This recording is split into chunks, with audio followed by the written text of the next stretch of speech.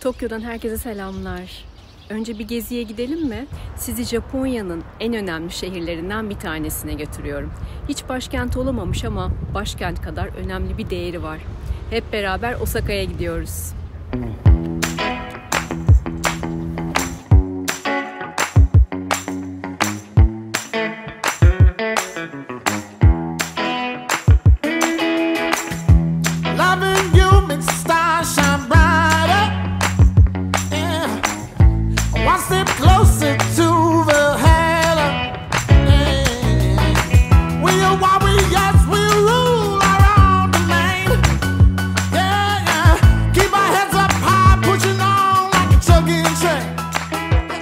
Osaka bildiğiniz şehir ama tarihi açıdan çok büyük bir önemi var.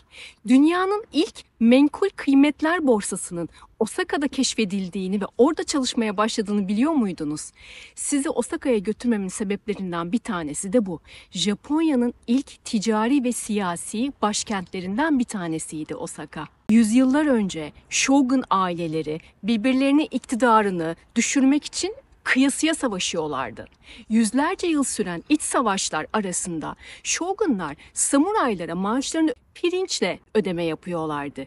Ama pirinç fiyatlarındaki dengesizlik ülke içinde bir süre sonra sıkıntı çıkarmaya başlayınca pirinç fiyatlarını sabitlemek için Osaka'da dünyanın ilk menkul kıymetler borsasını kurdular ve böylelikle ülkenin her yerinde samuraylar maaşlarını eşit derecede almaya başladı. We came here after a long day, never stopping, always waiting to be diving in the blue. Osaka 1600'lü yıllarda Japonya'nın ticaret merkezi haline geliyor. Bu pirinç borsasının kurulmasıyla birlikte de zenginleşmeye başlıyor. O dönemler toplumda katı sosyal sınıflar varmış. En başta shogunlar, sonra samuraylar, çiftçiler, zanaatkarlar ve tüccarlar. Tüccarlar bu dönemde borsaya girdikten sonra zenginleşmeye başlıyorlar ve ekonomik gücü ellerine alıyorlar. O dönemde Japonya'nın mutfağı olarak bilinmeye başlanan Osaka, bu borsa sayesinde tam bir merkez haline geliyor. Zenginleşen tüccarlar da oldukça güçleniyorlar. Bir süre sonra Osaka sanayileşmeye başlıyor ve Doğu'nun Manchester'ı olarak anılmaya başlanıyor. Peki özellikle bu borsadan size bahsetmemin sebebi, pirinç borsası ayrıca iletişim yeniliklerinin merkezi haline geldi. Tüccarlar pirinç fiyatlarını Osaka ve diğer bölgelere hızla iletmek için bir bayrak sistemi kullandılar. Modern telekomünikasyona benzeyen bu sistem mesajların olağanüstü hızlarla bütün ülkeye yayılmasını sağladı. 17. yüzyılda başlayan bu sistem aslında Yüzüklerin Efendisi'ni bilenleriniz varsa oradaki bir sisteme çok benziyor. Hani orada yüksek dağlara konulan ateş kuleleriyle savaşların ve barışların gelişini iletmek isteyen bir sistem vardı ya, işte ona çok fazla benziyor. Dojima borsasında belirlenen fiyatlar yüksek kulelere dikilmiş büyük bayraklar aracılığıyla tüccarlara anında duyuruluyormuş. Farklı renkte ve desenlerdeki bu bayraklar fiyat seviyelerini aynı zamanda temsil ediyormuş. Ayrıca borsa görevlileri ve tüccarlar küçük el bayrakları veya yakalarına iliştirdikleri renklerle ülke içinde seyahat ederken bu fiyatların da yayılmasına sebep oluyorlarmış. Bu inanılmaz mesajlaşma sistemiyle borsa daha da ilerlemiş.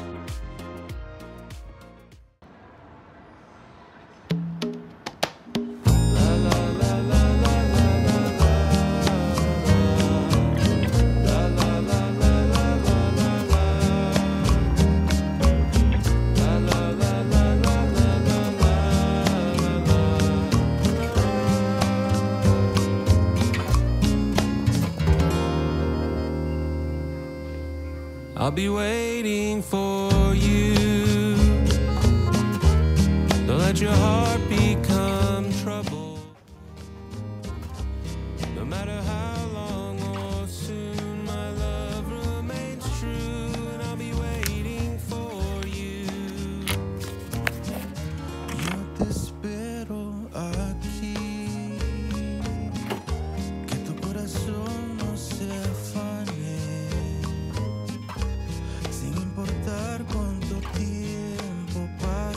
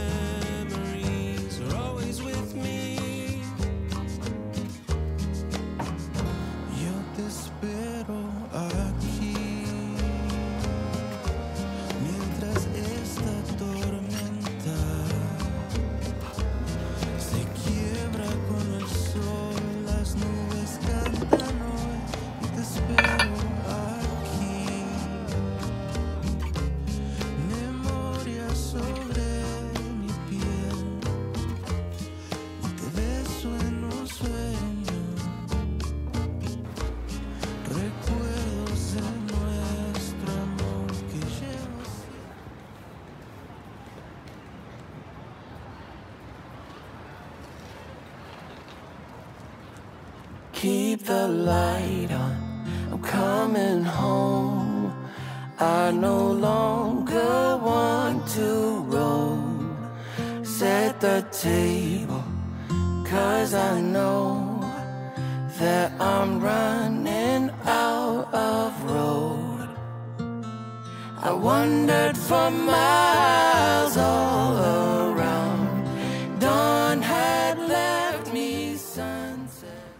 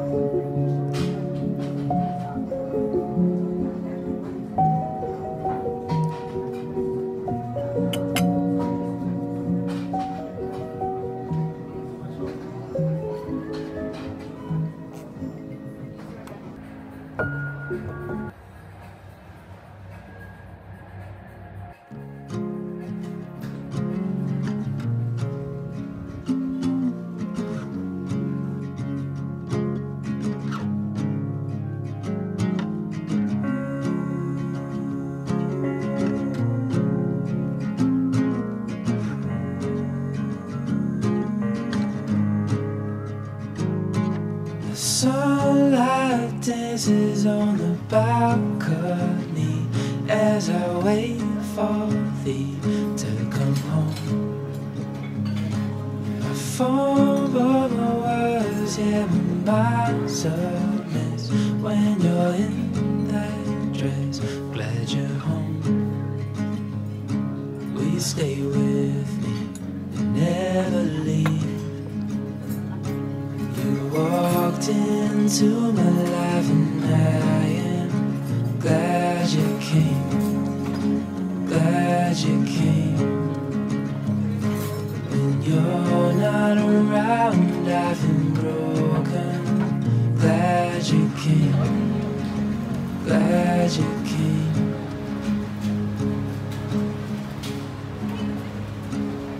I was lost till I found.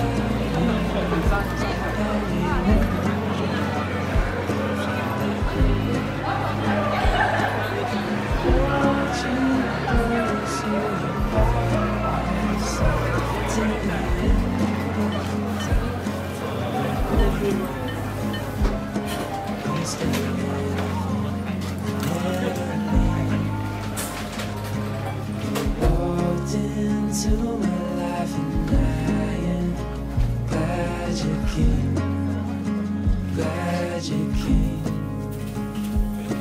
When you're not around, I've been broken.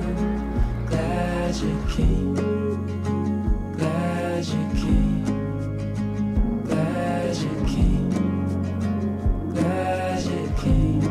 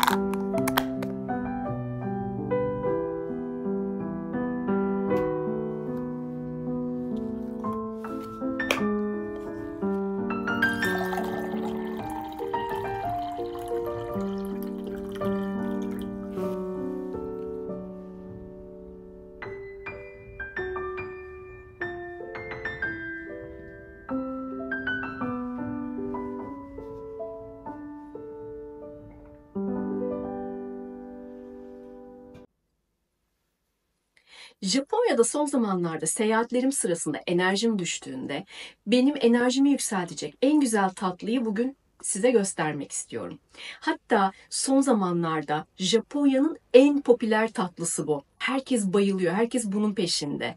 Ne diyecek olursanız ekmek, pasta kreması ve meyve. Hemen göstereyim. Şu sıralar herkes buna bayılıyor. Bunlara meyveli kremalı sandviç deniyor. Japon sandviçi. Nedir bunu bu kadar popüler ve önemli, özel yapan derseniz sadece çok basit olması. Çok basit olması derken eğer evinizde 2 dilim ekmek varsa, pasta kreması ve meyve varsa siz de aynısını hazırlayabilirsiniz ve 5 dakika sürüyor. Üst üste hepsini koyuyorsunuz. Tabii ki pasta kreması araya ve sonra da güzelce kesiyorsunuz ve ortaya harika şeyler çıkabiliyor. Nasıl bu kadar popüler olmuş derseniz de eskiden sokak işçileri, sokakta çalışanlar veya sokak gezginleri çok basit bir tatlı arıyorlardı ve bir süre sonra marketlerde bunları gördüler. Ekmeğin arasında kremalı meyveli sandviçler ve öncelikli olarak sokak işçileri arasında çok popüler haline gelmeye başladı. Bir süre sonra halkın arasına yayıldı. Herkes bayılmaya başladı ve sonra tabii ki bir süre sonra turistler de gelince bunu keşfettiler ve şimdi Japonya'da kombinin denilen 24 saat açık marketlere, sabah raflara geliyor ve öğlene kadar hepsi tükeniyor. Çünkü herkes bunları istiyor. Size bunu göstermek istiyorum. Bakalım siz yaptığınızda ne düşüneceksiniz? Çok merak ediyorum. Şimdi size bunun nasıl yapıldığını göstereceğim.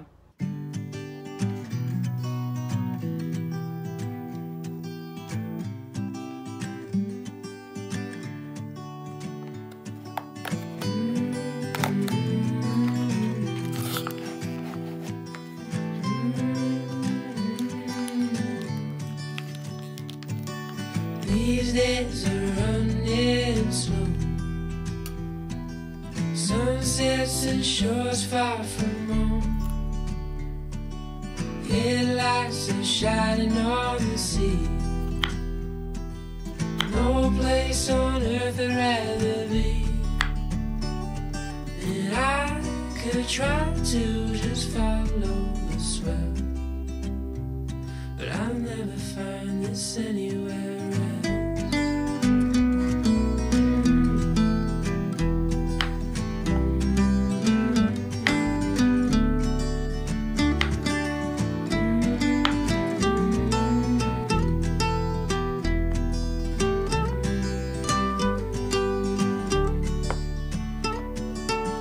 To all those places on the wall,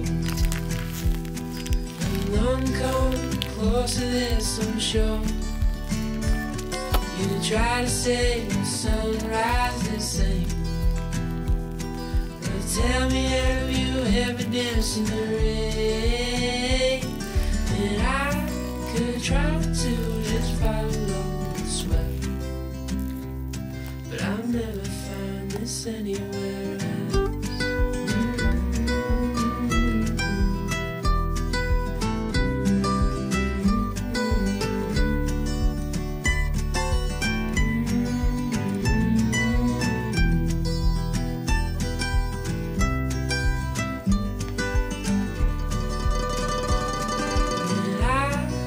Try to just follow the swell, but I'll never find this anywhere else. I'll never find, I'll never find.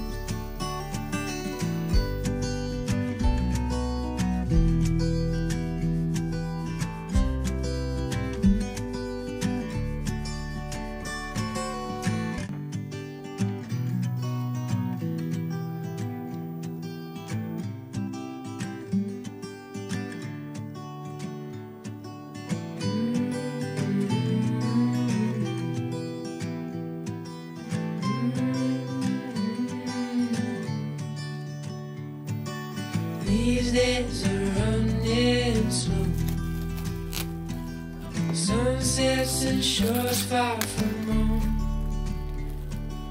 Headlights are shining on the sea. No place on earth I'd rather be. And I could try to just follow the swell, but I'll never find this anywhere else.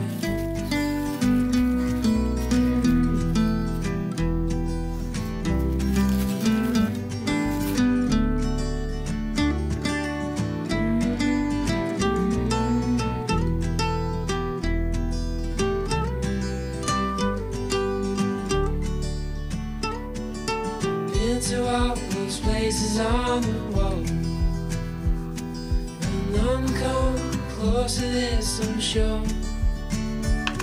You try to say the sunrise the same, but tell me, have you ever danced in the rain? And I could try to just follow the swell, but I'll never find this anywhere else.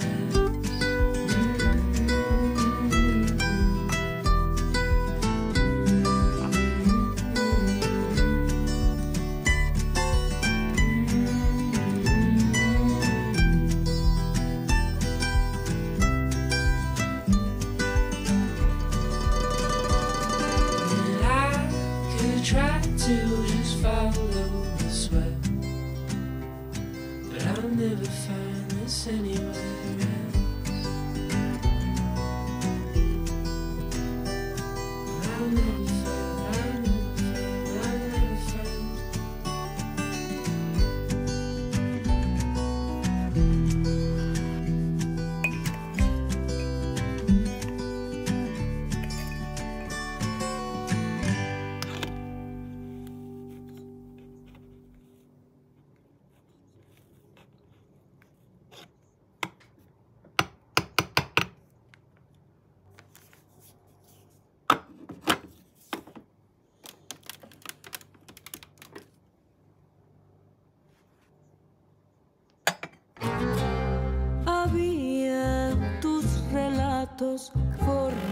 volver. Paciente yo quería que todo lo que decías no fuera hacerme padecer. Había en tus ojos de mayo castigo de sal. Queriente te creía y en tus manos dormían mis más valientes noches que llenas con tu paz. Me das la risa, los paisajes, la alegría, el alimento de todos los días. Y el bandoneón me llenas los bolsillos de tu agua. Evde deneyeceğinize eminim ve ne düşüneceğinizi çok merak ediyorum. Ben bunlardan tabii ki her gün yemiyorum. Hatta her hafta da yemiyorum. Çünkü şu sıralar diyetteyim. Ama en azından seyahatlerde çok böyle sonuna doğru eğer enerjim düşerse bunlardan bir tane atıyorum. Evde de size göstermek için yaptım. Çok tehlikeli ama bir o kadar basit ve o kadar da lezzetli bir şey. Umarım beğenirsiniz. Şu ana kadar seyrettiğiniz için çok teşekkür ediyorum. Umarım keyif almışsınızdır. Herkese selamlar, sevgiler. You told me that nothing matters at all. You showed me like an aurora in the late fall. I heard of you the other day and how you made their pain just go away.